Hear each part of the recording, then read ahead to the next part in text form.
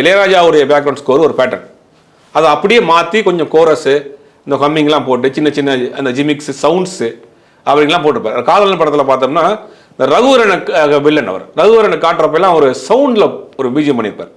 அது வரைக்கும் வந்து ஒரு வில்லனை காட்டுறப்ப ஒரு மியூசிக் தான் போடுவாங்க.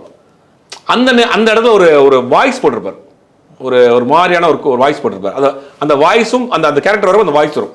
இந்த மாதிரி நிறைய விஷயங்கள் வந்து புதுசு புதுசாக பேக்ரவுண்ட் ஸ்கோர்லையும் பண்ணியிருப்பார். புது புது இன்ஸ்ட்ருமெண்ட்ஸையும் கொண்டு வந்திருப்பார். ஒரு திறமை இல்லாமல் ஒரு நடிகர் இன்னொரு இசையமைப்பாளருடைய இன்னொரு பாடகருடைய பாட்டை போட்டுட்டோம்னா ஒரு பாட்டோட போயிருக்காது. ரகுமானுக்கு கிராமத்து இசை வராதுனார், அதில் ப்ரூஃப் பண்ணி காமிச்சார். வெஸ்டர்ன் பண்ண தெரியும்னு காமிச்சார், மெலடியும் பண்ண தெரியும்னு காமிச்சிருக்காரு. அப்படி இவங்க வந்து வைக்கிற குற்றச்சாட்டு வந்து அது இவ்வளோ வளர்ந்த பிறகு ஆரம்ப காலத்தில் ஸ்டேஜில் நீங்கள் சொல்லியிருந்தீங்கன்னா கூட நீங்கள் தில்சியை வந்தே கிட்டத்தட்ட ஒரு 20 வருஷம் ஆக போகுது. அப்போ வராத குற்றச்சாட்டு இப்போ ஏன் வரப்போகுது?